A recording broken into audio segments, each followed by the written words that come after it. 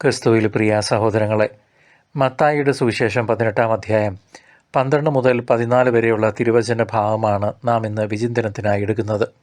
100 ആടുകളിൽ ഒന്ന് വഴിതെറ്റിപ്പോയാൽ 99നെ ആലയിൽ വിട്ടിട്ട് വഴിതെറ്റിപ്പോയതിനെ തേടിപ്പോകാത്ത ഏത് ആട്ടിടയനാണ് നിങ്ങളിൽ ഉള്ളത് എന്ന ഈശോയുടെ ചോദ്യം ഓരോ പാവിയെയും തേടുന്ന ദൈവഹൃദയത്തിൻ്റെ ആഴമായ സ്നേഹം വെളിപ്പെടുത്തുന്നു. ദൈവം ആരെയും നശിച്ചു പോകാൻ ആഗ്രഹിക്കുന്നില്ല എന്ന വലിയ സത്യമാണ് ഈ ഉപമ നൽകുന്ന ഉൾക്കാഴ്ച.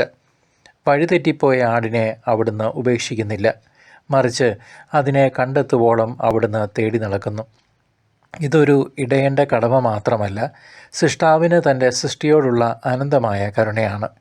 സഹോദരങ്ങളെ, ഈ വചനഭാഗത്തിൽ നിന്നും നാം പഠിക്കേണ്ട പാഠം നമ്മുടെ സഹോദരങ്ങളിലേക്ക്, പ്രത്യേകിച്ച് വിശ്വാസത്തിൽ നിന്നും അകന്നു പോയവരിലേക്ക് ഇറങ്ങിച്ചെല്ലാനുള്ള നമ്മളുടെ ഓരോരുത്തരുടെയും കടമയാണ്. 99 പേരുടെ സുരക്ഷിതത്വത്തിൽ ആശ്വസിക്കാതെ വഴിതെറ്റിയ ഒന്നിൻ്റെ തിരോധാനത്തിൽ ദുഃഖിക്കുന്ന ഇടയനെ പോലെ നാം ഓരോരുത്തരും മാറേണ്ടിയിരിക്കുന്നു. അവിടുത്തെ സ്വർഗസ്ഥനായ പിതാവിൻ്റെ ഇഷ്ടം ഈ ചെറിയവരിൽ ഒരാളും നശിച്ചു പോകരുത് എന്നതാണല്ലോ. നമ്മുടെ കർത്താവിൻ്റെ രണ്ടാമത്തെ വരവ് ആസന്നമായിരിക്കുന്നു പ്രിയ സഹോദര സഹോദരി. അതിനാൽ പാപബോധത്തോടെ നാം അനുദപിക്കുകയും വഴിതെറ്റിയവരെ സഭയുടെ മടയിലേക്ക്, ആലയിലേക്ക് തിരികെ കൊണ്ടുവരാൻ പരിശ്രമിക്കുകയും വേണം.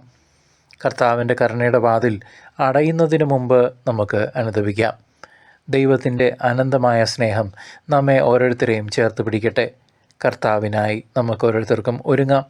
പാപവഴികളെ ഉപേക്ഷിക്കാം. നിത്യ രക്ഷ പ്രാപിക്കാം.